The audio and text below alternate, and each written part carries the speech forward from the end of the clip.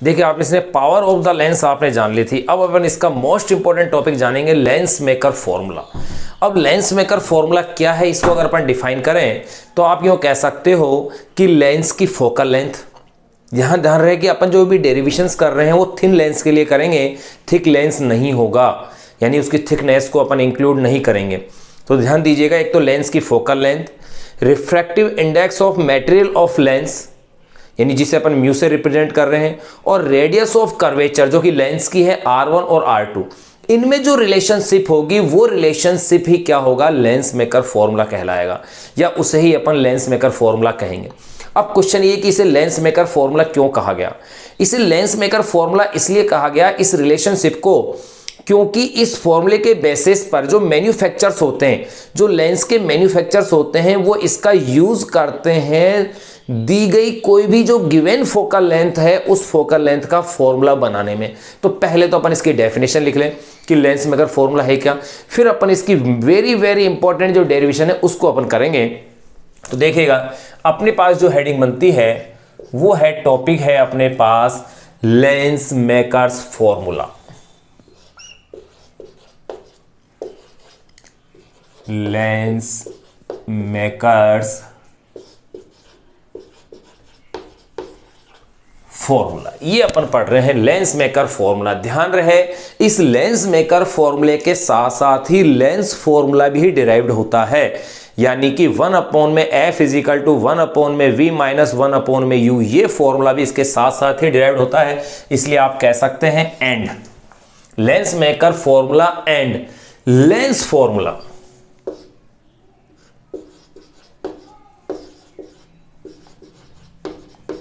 And lens formula, lens makers formula and lens formula, या इसी derivation को इस नाम से भी आपसे पूछा जा सकता है कि refraction through a thin lens, तो भी आपको यही करना है,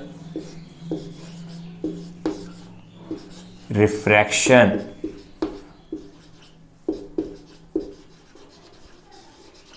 थ्रू ए थिन लेंस, किसी भी नाम से हो आपको ये डेरिवेशन करनी है।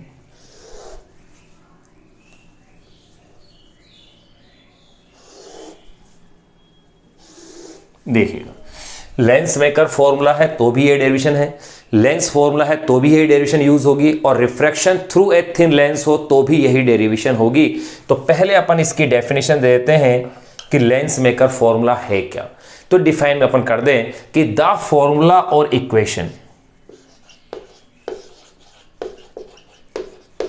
द फॉर्मूला और इक्वेशन,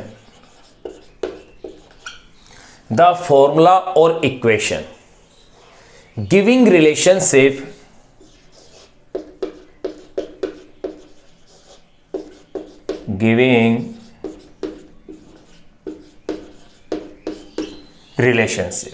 द फॉर्मूला और equation giving relationship between the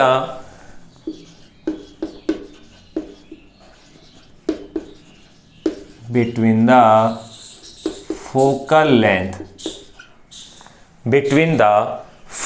length,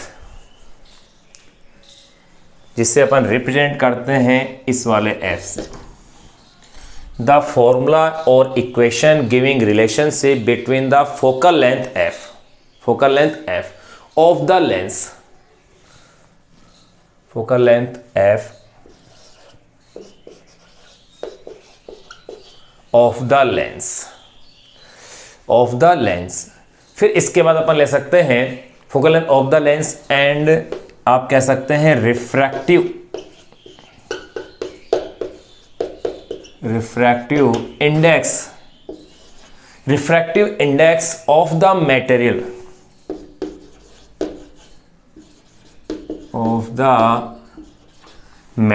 refractive index of the material of the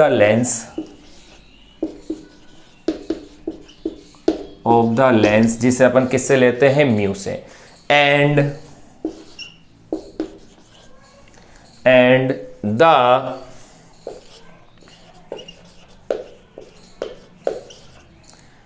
radius of curvature, and the radius of curvature, radius of curvature of its, यह भी कह सकते हैं and the radius of curvature of its surfaces, वो कौन कौन सी हैं, R1 एंड R2, दो रेडियस ऑफ कर्वेचर होगी, is known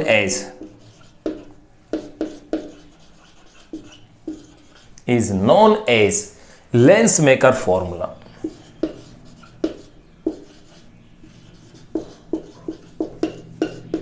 lens makers formula. तो देखिए लेंस मेकर फॉर्मूला की डेफिनेशन अपन दे दी है कि क्वेश्चन ऐसे पूछा जाए, what is lens maker formula, define it, explain refraction through a thin lens, या derived the formula for a lens maker formula.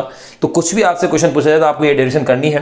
तो देखिए द फॉर्मूला और equation giving relationship between the focal length f of the lens, refractive index of the material of the lens and the radius of curvature of its surfaces R1 and R2 is known as lens makers formula. अब अपन इसका reason लिख लें कि इसे lens maker formula क्यों कहा। अभी अभी आपने जाना था कि जो मैन्युफैक्चरर्स होते हैं लेंस के, वो मैन्युफैक्चरर्स क्या करते हैं, गिवन फोकल लेंथ का लेंस बनाने के लिए इस फॉर्मूले को क्या करते हैं, यूज करते हैं, इसीलिए इसे लेंस मेकर फॉर्मूला कहा गया इस फॉर्मूले को। तो देखिएगा यहां अपन ये भी इस पॉइंट को नोट कर सकते हैं कि the manufacturers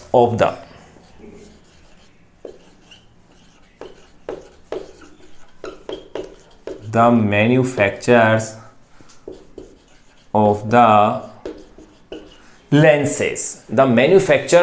the lenses use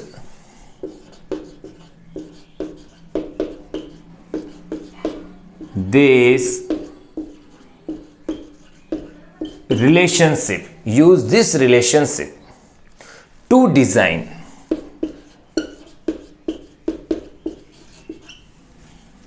the manufacturers of the lenses use this relationship to design the lens of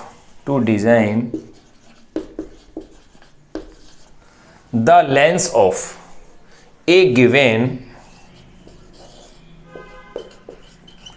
the lens of a given focal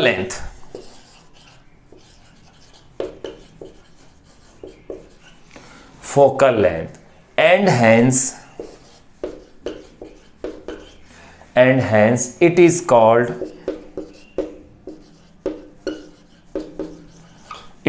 called so। इसलिए अपन इसे क्या कहते हैं, लेंस मेकर फॉर्मूला कह देते हैं। The manufacturers of the lenses use this relationship to design the lens of a given focal length and hence it is called so. ये अपन ने इसकी डेफिनेशन दे ली है सिंपल। अब अपन इसके लिए जो है डेरिवेशन जो है इसकी, उस डेरिवेशन को अपन अब करते हैं। तो देखिएगा क्या डेरिवेशन है, क्या उसके लिए फॉर्मूला बनता है, उससे पहले एक बार आप इसे नोट कीजिएगा, इसका स्क्रीनशॉट लीजिएगा। आप देखो जो डायग्राम अपन बनाएंगे, यानी जिस तरह से रिफ्लेक्शन को शो करेंगे, आप स्पेशली उस पर ध्यान दीजिएगा, क्योंकि वो इसका मोस्ट इंपॉर्टेंट पार्ट है। उसी बेसिस के ऊपर अपन इसमें डेरिवेशन को कंप्लीट कर पाएंगे। तो वहां उस जो रिफ्रैक्शन किस किस तरीके से हो रहा है उस पे आप ध्यान दीजिएगा।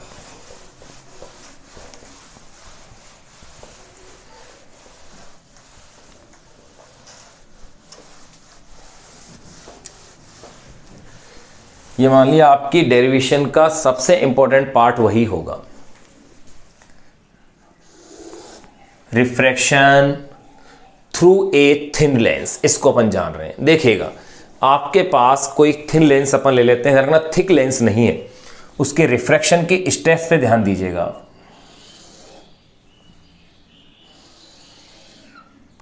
ये आपने कोई एक लेंस ले लिया है जो कि एक थिन लेंस है, वैसे आपको थिक दिख रहा होगा लेकिन अपन को थिन लेंस मान के ही इसकी डेरिवेशन करनी है। देखिएगा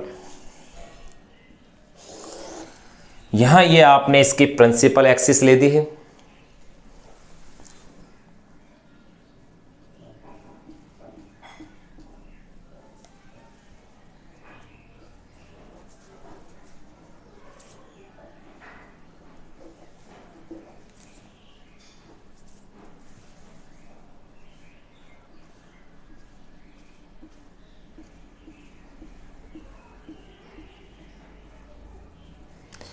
इसके ऑप्टिक सेंटर को अपन सी से लिख देते हैं। ये इसका ऑप्टिक सेंटर क्या है, इस लेंस का सी है। सी से क्यों ले रहे हैं, क्योंकि ओ से अपन ऑब्जेक्ट को रिप्रेजेंट करेंगे, इसलिए यहाँ ऑप्टिक सेंटर को ओ से ना लिख करके अपन किससे रिप्रेजेंट करेंगे, इसे सी से रिप्रेजेंट करेंगे। अब देखिएगा यहाँ इसका इस साइड ये जो पोल है ये है P1, इधर आप पोल ले लीजिए P2। ध्यान रहे थिन लेंस के लिए P1 और C एक ही मान लिया जाएगा, इसी तरह से C और P2 ये भी एक ही मान लिया जाएगा थिन लेंस के लिए। दोनों बिल्कुल पास पास ही होंगे क्योंकि लेंस क्या है, वेरी वेरी थिन है। अब देखिए ये अपन ने P1 P2 इनके पोल के नाम दे दिए हैं। अब देखिए X Y ये अपने पास लेंस है। एक्स वाई क्या है, कोई थिन अपने पास बाई कॉन्वेक्स लेंस है। आप लेंस का नाम, अपन लेंस के टाइप जान चुके हैं। बाई कॉन्वेक्स क्या है, अपने पास लेंस है। इस लेंस के मटेरियल का जो रिफ्रैक्टिव इंडेक्स है विथ रेस्पेक्ट टू एयर वो है म्यू एल। अब आप उसे रिप्रेजेंट कर दीजिएगा म्यू एल से। देखो म्यू तो होता है रिफ्रैक्टिव इंडेक्स के लिए सिंबल और एल हो गया है लेंस के लिए, यानी लेंस के मटेरियल का रिफ्रैक्टिव इंडेक्स क्या है, इसमें अपने पास म्यू एल है। इसके बाहर जो मीडियम है इसको दो तरीके से अपन डेरिवेशन कर सकते हैं कि इसकी दोनों साइड का जो मीडियम है वो डिफरेंट डिफरेंट भी हो सकता है और दोनों साइड का मीडियम क्या हो सकता है सेम भी हो। तो अपन ये मान के चल रहे हैं कि दोनों साइड का मीडियम सेम है, उसी बेसिस पर अपन इसकी डेरिवेशन कर रहे हैं। तो देखिएगा इस मीडियम का यहाँ पर जो रिफ्रैक्टिव इंडेक्स है वो है म्यू एम, एम का मीन्स मीडियम का। इसी तरह से यहाँ मीडियम का रिफ्रैक्टिव इंडेक्स क्या है, म्यू एम है, जबकि लेंस के जो मटेरियल का रिफ्रैक्टिव इंडेक्स है वो है आपके पास म्यू एल। ध्यान रहे क्या ले रहे हैं अपन उसे, म्यू एल, जबकि ये कितने हैं, म्यू एम है। एक कोई ऑब्जेक्ट आपने यहां रखा हुआ है, कोई पॉइंटेड ऑब्जेक्ट है। अब इस ऑब्जेक्ट से रेस पास कीजिए। एक रेस तो जो कि इसके ऑप्टिक सेंटर से पास होगी वो तो बिना किसी चेंज के चली जाएगी, ये तो आपको विचार करना ही नहीं है, ये तो आप सीधी भेज दीजिए, इसमें तो कुछ चेंज आएगा नहीं। अब देखिएगा यहां अपन किसी ऑब्जेक्ट को रखे हुए हैं, तो देखो एक रेज इससे ये गई, जो रेज यहां जा रही है इस पॉइंट ए के ऊपर, इस पॉइंट का नाम दे दीजिए आप ए दे दीजिए। अब देखिएगा यहां अपन ये लेके चल रहे हैं कि mu L is greater than क्या है, म्यू एम है। इस बेसिस पर अपन डेरिवेशन कर रहे हैं, यानी लेंस के मटेरियल का रिफ्रैक्टिव इंडेक्स मीडियम के रिफ्रैक्टिव इंडेक्स से क्या है, ज्यादा है। यानी मीडियम लेंस के रेस्पेक्ट अगर अपन बात करें तो मीडियम क्या है, रेयर है, या यूं कह सकते हैं लेंस क्या है, डेंसर मीडियम है। तो देखें अब लाइट रेज रेयर मीडियम से कहां आई है, इस लेंस के ऊपर आई है, यानी डेंसर मीडियम में आई है, यानी इसका रिफ्रैक्शन होगा। रिफ्रैक्शन इस पॉइंट पर हो रहा है, तो यहां पर आप क्या कर दीजिए, एक जो है एक नॉर्मल अपन ले लेंगे, ये लीजिए एक नॉर्मल आ गया है। और नॉर्मल कहां से पास होगा, इसके सेंटर ऑफ कर्वेचर से। तो इस पार्ट का सेंटर ऑफ कर्वेचर ये अपने पास क्या आ गया है, C1 आ गया है। अब देखिएगा यहां अब लाइट रेज रेयर से डेंस मीडियम में है, अब रेयर से डेंस में आएगी तो लाइट रेज आफ्टर रिफ्रैक्शन क्या होगी, नॉर्मल की ओर झुकेगी, टुवर्ड्स टू नॉर्मल। अब देखो नॉर्मल की ओर आएगी तो नॉर्मल ये रहा, इसको जाना ऐसे चाहिए था, ये लाइट रेज यूं आएगी, एक्चुअली ये डायरेक्शन इसकी हो जाएगी।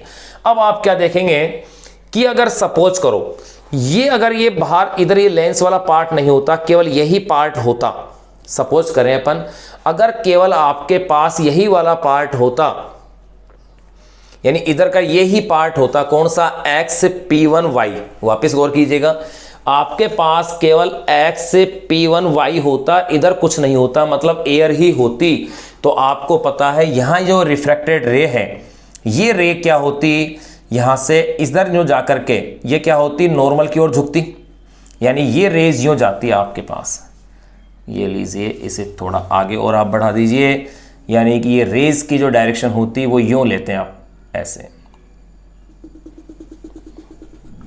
यहां इस तरह से, और यहां आपके पास इमेज फॉर्म हो जाती आई डैश, क्योंकि इधर की रेज आफ्टर रिफ्रैक्शन ये मिलती तो आपके पास क्या होती है, इमेज फॉर्म यहां हो जाती आई डैश पर, लेकिन यहां ऐसा है नहीं। अब देखिएगा यहां ये रेज इस पॉइंट के ऊपर आ रही है, इसको आप नाम दे दीजिए B। अब यहाँ इसमें क्या होगी, डेंसर मीडियम से ये किस में जाएगी, रेयर मीडियम में। अगर डेंसर मीडियम से रेयर में जाएगी तो फिर इसका रिफ्रैक्शन होगा। अगर फिर से इसका रिफ्रैक्शन होगा, इसका मीन्स अब जो है डेंसर से रेयर में जा रही है, यानी कि नॉर्मल से दूर हटेगी, अवे फ्रॉम नॉर्मल। तो देखिए यहाँ फिर से एक आप क्या कीजिएगा, फिर एक नॉर्मल लीजिएगा, ये लो, ये नॉर्मल पास होगा इसके सेंटर ऑफ कर्वेचर C2 से, सेंटर ऑफ कर्वेचर C2 से ये नॉर्मल क्या होगा, पास होगा। अब ये रेज यूं जानी चाहिए थी, लेकिन अब क्या है, आपको अच्छे से पता है कि डेंसर से अगर रेयर के अंदर लाइट रेज है, डेंसर से अगर रेयर के अंदर लाइट रेज है, डेंसर से यूं कह सकते हैं डेंसर से रेयर मीडियम में जा रही है, तो ये होगी नॉर्मल से दूर, अवे फ्रॉम नॉर्मल, यानी नॉर्मल से दूर, तो ये इस तरह से आएगी।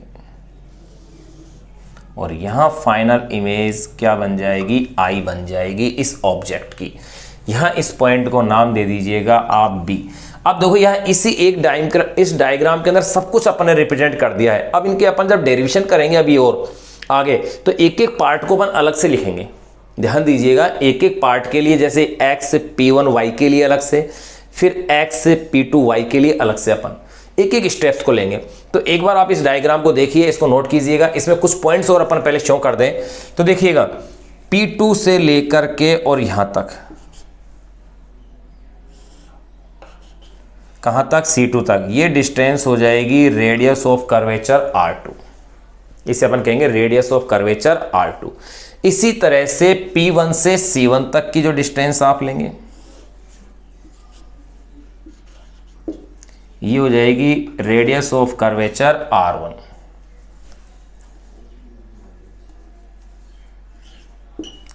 इसे आप कह दीजिएगा रेडियस ऑफ कर्वेचर R1। यहां अब देखिएगा ऑब्जेक्ट की डिस्टेंस, अगर ऑब्जेक्ट की डिस्टेंस है तो इसे आप रिप्रेजेंट कीजिएगा किससे, U से।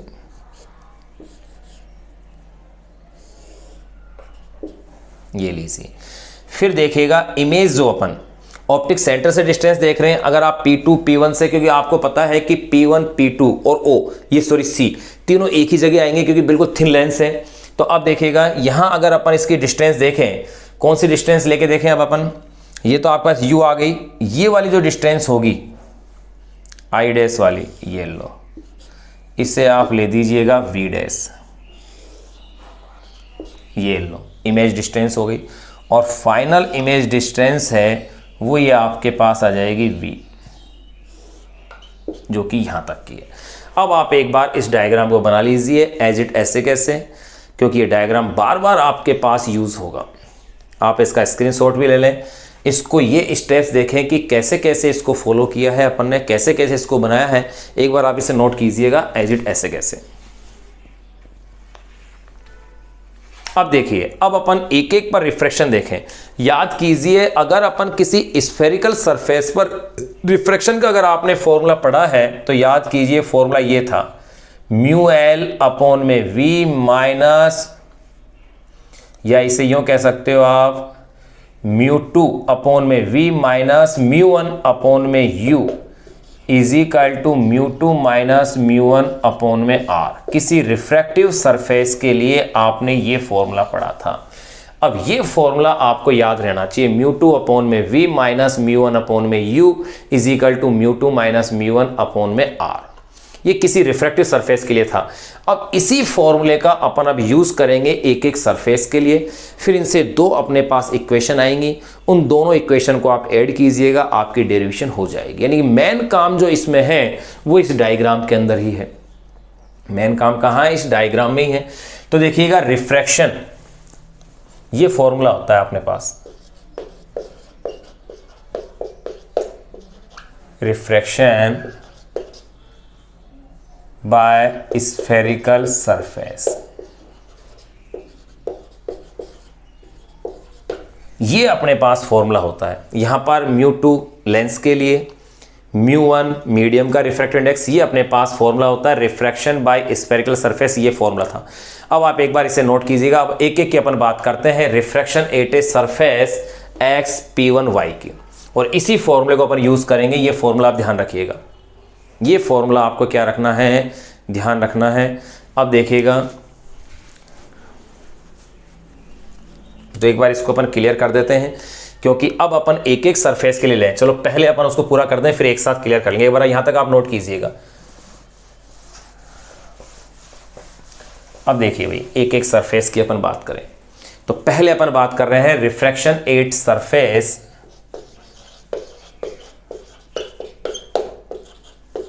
रिफ्रैक्शन 8 सरफेस, रिफ्रैक्शन 8 सरफेस कौन सी है, x P1y, surface x P1y। ये लो, इस सरफेस पर अपन रिफ्रैक्शन देख रहे हैं, तो ध्यान दीजिएगा इस सरफेस से रिफ्रैक्शन कैसे होगा। ये रही अपने पास वो सरफेस एक्स P1y, बिल्कुल एग्जैक्टली यही है। यहां देखिएगा, यहां एक ऑब्जेक्ट आपने रखा है, इस ऑब्जेक्ट से एक रेस तो आपने ऐसे पास कर देनी है, बिल्कुल। अब देखिएगा एक रेस यहां आई, किसके ऊपर आई है, ये जो पॉइंट है आप जो ले रहे हैं,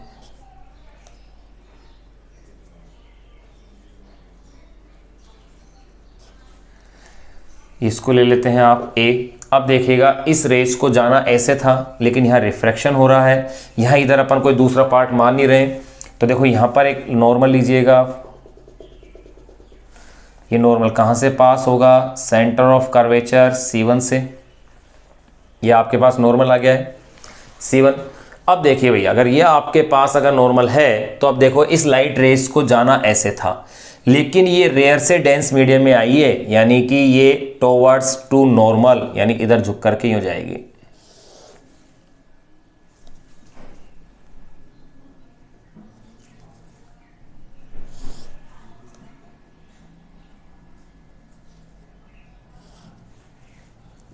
ये इस तरह से, और यहां इमेज क्या बन रही है अपने पास, आई डैश इमेज बन गई है। अब देखें आप फिर से, P1 था ये, अगर P1 से C1 तक की जो डिस्टेंस है ये है R1,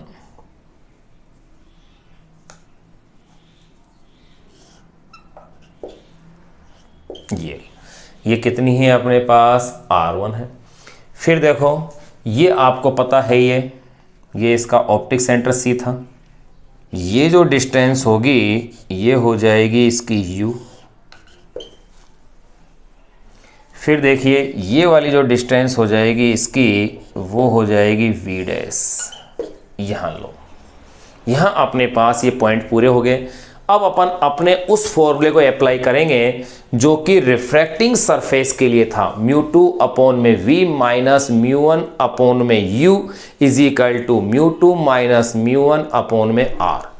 उस फॉर्मूले के लिए देखेगा, उस फॉर्मूले से अगर आप देखें तो आपके पास इक्वेशन μ2 का मीन्स, अब की बार देखो यहां पर ये तो है भाई μm, यहां पर भी क्या है μm, और इसका ये क्या है μl है, यानी कि अब इक्वेशन बन जाएगी μl अपॉन में V डैश, क्योंकि V की जगह तो यही आ गया, माइनस मीडियम के लिए क्या है μm अपॉन में U इज इक्वल टू, ये इक्वेशन हो जाएगी μl minus μm, μl minus μm upon में रेडियस ऑफ कर्वेचर कितनी है इसकी, R1। ये लो, ये इक्वेशन नंबर 1 आपके पास नाम आ गई है। अब ठीक ऐसे ही रिफ्रैक्शन अपन कहाँ देखेंगे, नेक्स्ट सरफेस है कौन सी, एक्स P2y, इस पर रिफ्रैक्शन देखेंगे। तो एक बार आप इसे नोट करें, या इसको एक बार क्लीन कर ही देते हैं, क्योंकि अब तो इसका यूज हो गया है, ये आपने नोट कर लिया होगा।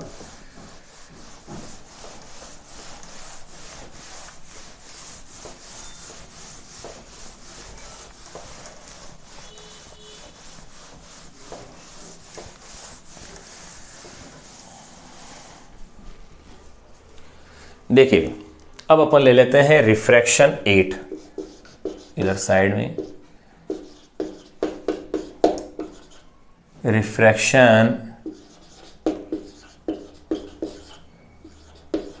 Eight surface x p to y. देखिएगा आप अपने डायग्राम में एक्स पी टू वाई ऐसे आ रही होगी। अब उस सरफेस के लिए रिफ्लेक्शन देखें आप, ये है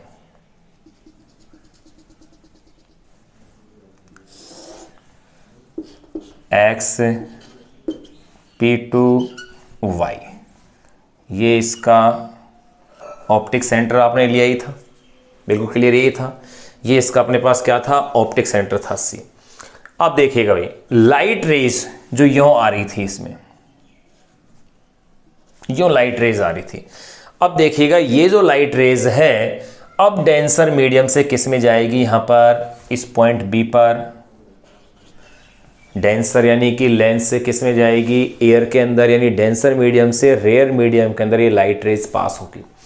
अगर डेंसर से रेयर में जाएगी तो आफ्टर रिफ्रैक्शन जो रेज है वो क्या होगी, अवे फ्रॉम नॉर्मल, नॉर्मल से दूर हटेगी।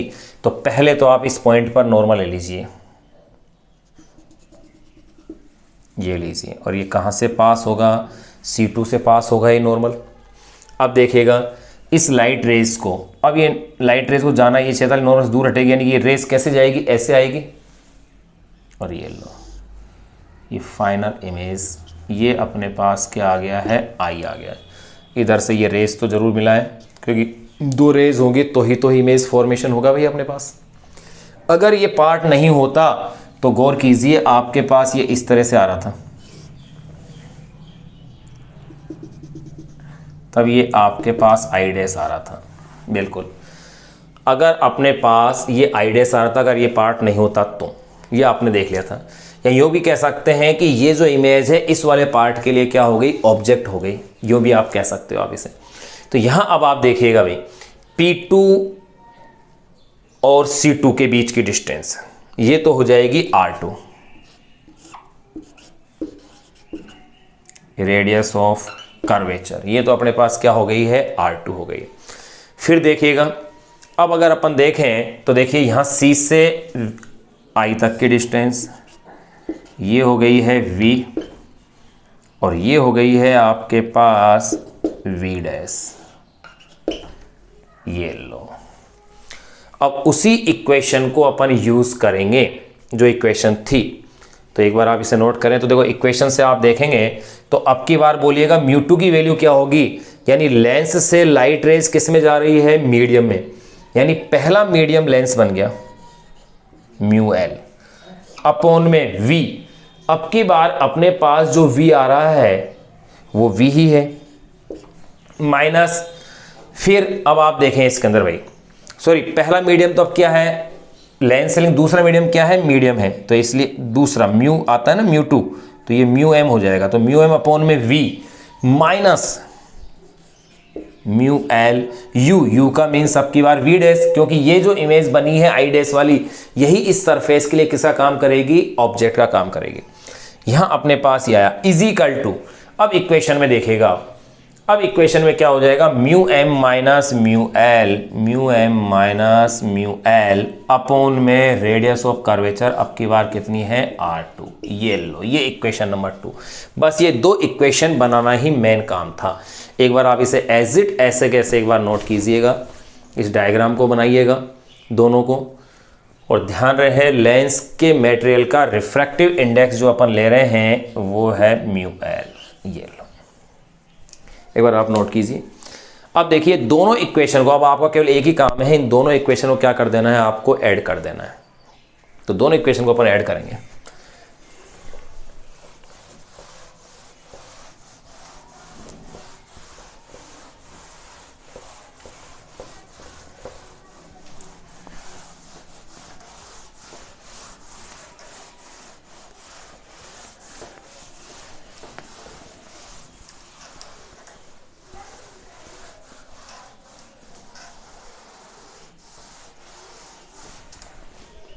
देखें तो अब आप इसमें कह दीजिएगा, क्या कहेंगे अपन, adding equation 1 and 2,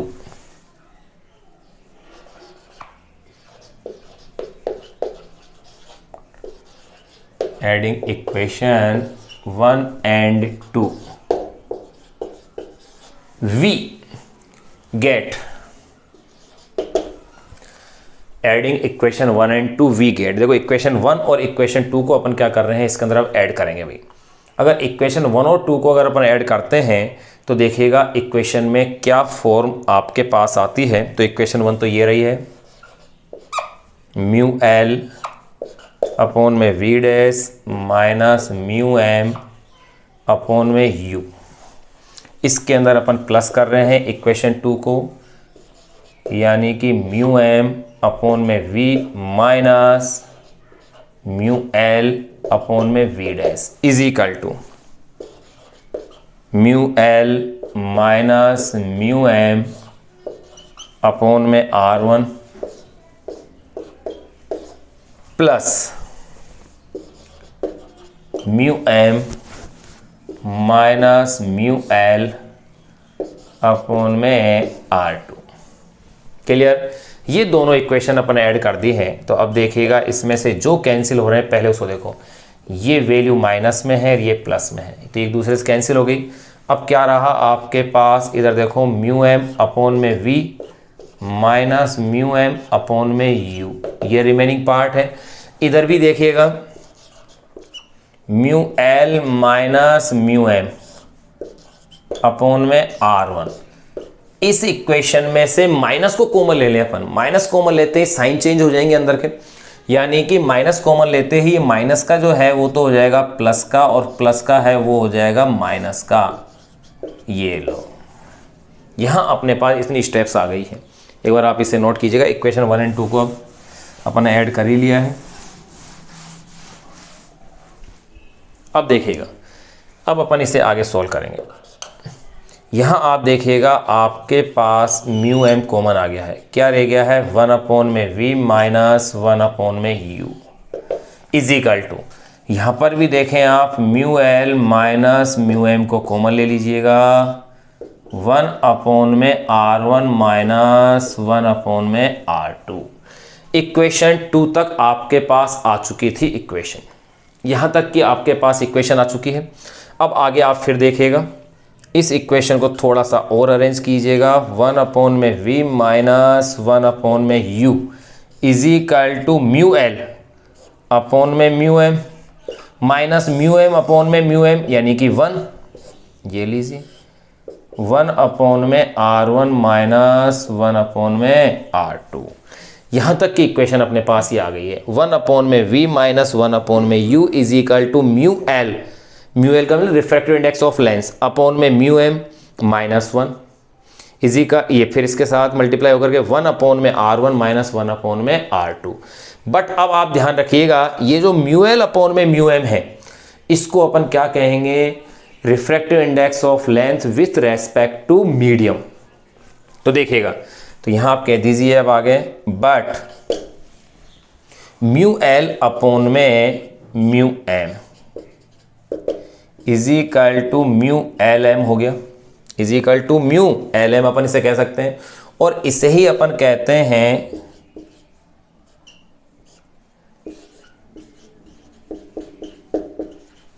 refractive index of the lens, refractive index of the lens with respect to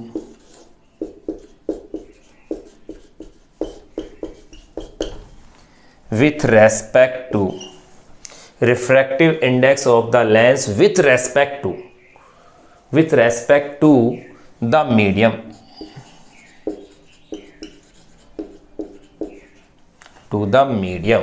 यहां ये वैल्यू है। इसका मीन्स अब अपने पास जो इक्वेशन बन गई है वो इक्वेशन ये हो गई है, 1 अपॉन में v माइनस 1 अपॉन में u is equal to mu l m minus 1 upon में R1 माइनस 1 अपॉन में R2। इसे नेम दे दीजिए इक्वेशन नंबर 3 अपन ने कह दिया है। तो यहाँ इक्वेशन नंबर 3 आ गई है। अब आप एक केस नोट कीजिएगा, अगर अपन ये कह दें कि if object is at a infinity, अगर ऑब्जेक्ट इंफिनिटी पर है यानी u इंफिनिटी पर है, तो v की वैल्यू क्या होगी, फोकस हो जाएगी। यानी कि इमेज अगर ऑब्जेक्ट इंफिनिटी पर होता है तो इमेज कहाँ फॉर्म होती है, एट फोकस। At focus. तो अपन ये पॉइंट लेंगे, एक बार आप इसे नोट करें। देखो इतना, इक्वेशन नंबर 3 आपके पास ही आ चुकी है, तो वो लाइन अपन और लिख देते हैं।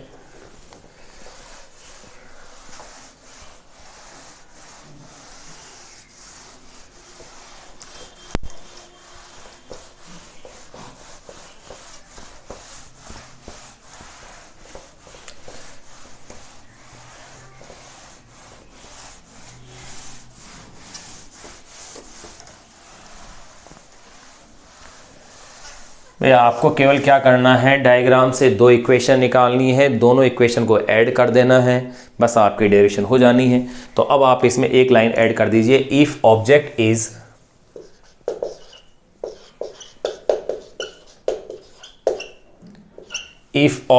Is at infinity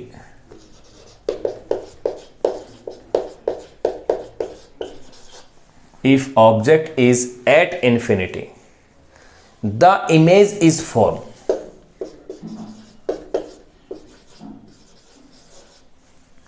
The image is formed. The image is formed of the principal focus. Form. If object is at infinity, the image is formed of the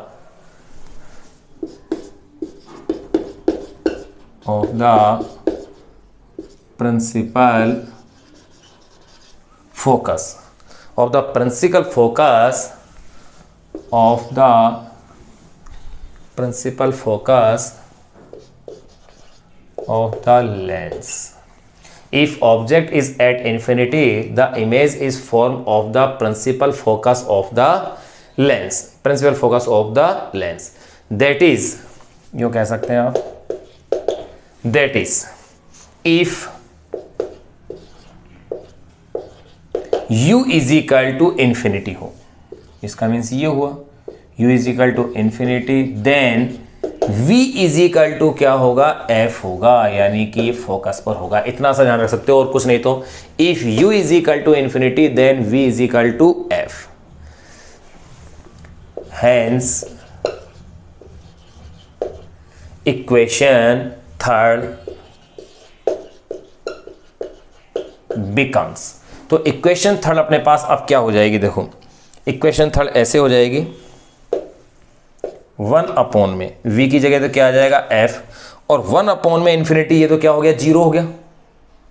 ये क्या हो जाएगा आपके पास 0, क्योंकि 1 अपॉन में u तो भाई u की वैल्यू क्या हो गई, इन्फिनिटी हो गई, तो 1 अपॉन में इन्फिनिटी क्या होगा 0, is equal to mu l m minus 1 upon में R1 माइनस 1 अपॉन में R2। ये आ गई है इक्वेशन नंबर 4। ये जो इक्वेशन नंबर 4 आ गई है, यही देखिए आप किस किस में रिलेशन को शो कर रहा है, ये focal length, refractive index of lens, radius of curvature, इनमें रिलेशन आ रहा है। यानी यही जो है अपने पास क्या है, लेंस मेकर फॉर्मूला है। अब देखिएगा, अगर यूँ कह दें कि मीडियम जो है वो एयर है, अगर मीडियम क्या हो, एयर हो, तो देखो यहां इससे आगे का इधर लिख देते हैं, when medium is air, then उस कंडीशन में म्यू एल एम को ओनली आप क्या कह सकते हैं, म्यू भी कह सकते हैं, क्योंकि फिर रेस्पेक्ट में नहीं आएगा, केवल आप इसे रिफ्रैक्टिव इंडेक्स म्यू भी कह सकते हैं। तब फॉर्मूला क्या हो जाएगा, बोलिएगा 1 अपॉन में f is equal to mu minus 1 upon में R1 माइनस 1 अपॉन में R2। ये हो गई इक्वेशन नंबर 5। ये लो, ये जो इक्वेशन नंबर 4 और ये जो इक्वेशन नंबर 5 है ना, ये दोनों ही लेंस मेकर फॉर्मूले को क्या करती हैं, रिप्रेजेंट करती हैं। उसका प्रेजेंटेशन यही है, यानी ये भी लेंस मेकर फॉर्मूला है अगर मीडियम एयर है तो, अगर मीडियम एयर नहीं है तो लेंस मेकर फॉर्मूला ये है। यानी मेन ऑथेंटिक फॉर्मूला ये है जिसमें कि मीडियम एयर हो भी सकती है, नहीं भी हो। एयर होगी तो ये कर देंगे, एयर नहीं है तो ये होगी। मेनली फॉर्मूला यही हुआ अपने पास। तो आप इसके लिए कह सकते हैं कि equation 4 and equation 5, equation 4 and equation 5 are represents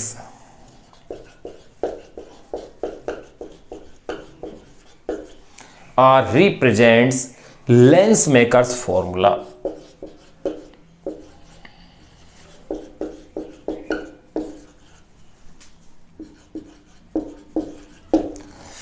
equation 4 and equation 5 are represents lens maker formula. अब देखिएगा लेंस मेकर फॉर्मूला का, अगर आप एक कंपैरिजन कीजिएगा थर्ड और फोर्थ इक्वेशन को, ये इक्वेशन अपने पास थर्ड है, ये इक्वेशन नंबर 4 है, दोनों को कंपैरिजन करेंगे तो आप क्या देखेंगे, देखो अगर आपसे लेंस मेकर फॉर्मूला पूछा जाए एग्जाम्स में, इसको डिराइव करना है, तब तो आपको इक्वेशन 5 तक ही करना है, यहां तक आपको डेरिवेशन करके रह जाना है। लेकिन अगर आपसे लेंस फॉर्मूले की डेरिवेशन और पूछी जाए तब आपको एक स्टेप और बढ़ा देनी पड़ेगी, लेकिन लेंस मेकर फॉर्मूले के लिए तो काम आपका यहीं पर हो गया, ध्यान रखना। अब अगर लेंस फॉर्मूला अगर पूछें तो अब आपको क्या करना है, इक्वेशन 3 और इक्वेशन 4 को कंपेयर करो। आप देखेंगे कि दोनों इक्वेशन का RHS यानी राइट हैंड साइड सेम आ रहा है, तो इसका मीन्स LHS भी क्या होगा, इक्वल होगा। तो आप कह सकते हैं कंपेयरिंग इक्वेशन, इसके जस्ट बाद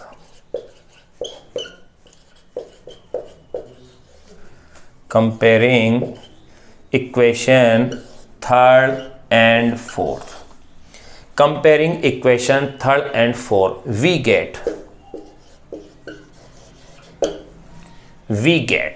अब देखो थर्ड और फोर्थ को इक्वेशन को कंपेयर करो, यानी कि ये इक्वेशन आ जाएगी 1 में f इज इक्वल टू, इसकी वैल्यू किसके इक्वल है, 1 में v माइनस 1 में u, ये आगे है 1 में v माइनस 1 में u, ये हो गई है इक्वेशन नंबर 6। ये आ गया है आपके पास लेंस फॉर्मूला, जो कि कॉन्वेक्स और कॉनकेव दोनों ही प्रकार के लेंसों के लिए क्या है, ट्रू है, वैलिड है, उनके लिए अप्लाई होगा, चाहे लेंस कोई सा भी हो। तो यहाँ अपने पास ये आ गया है equation number 6।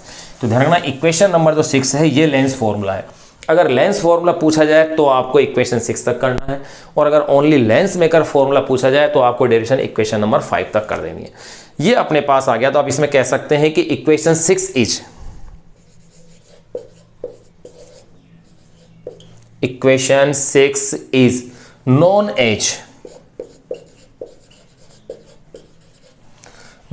As lens formula. ये अपन ने लेंस फॉर्मूला कह दिया है।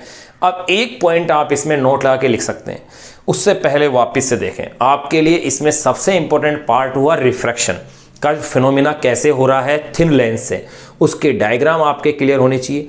अगर डायग्राम क्लियर है तो उन डायग्राम से आप क्या करेंगे, दो इक्वेशन लेंगे दो सरफेस से, उन दोनों इक्वेशन को ऐड करेंगे, उससे जो इक्वेशन आपके पास 4 और 5 जो आएंगी, वो इक्वेशन 4 और जो 5 होंगी वो आपकी रिप्रेजेंट करेंगे किसको, लेंस मेकर फॉर्मूले को। फिर लेंस मेकर फॉर्मूले से ही अपन किसको आगे निकालेंगे, लेंस फॉर्मूले को। तो एक बार आप इसे नोट कीजिए, क्लियर कीजिएगा इसे।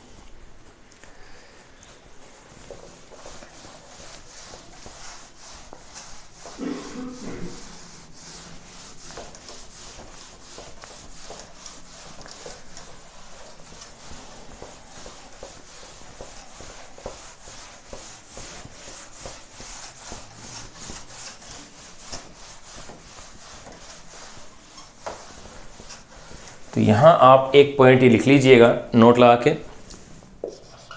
इक्वेशन नंबर 6 तक तो आपके पास आ गया, जिसे मैंने लेंस फॉर्मूला कहा है। तो आप कह सकते हैं lens maker formula,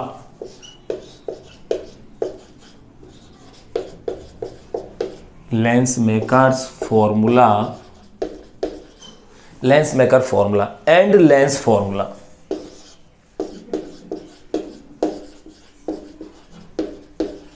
and lens formula are same,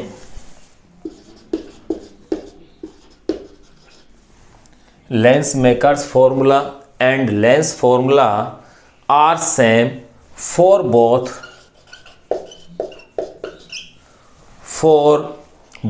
convex and concave, for both convex and concave lenses, ये लीजिए। यहां अपने पास लेंस मेकर फॉर्मूले की डेरिवेशन अपने कंप्लीट कर ली है।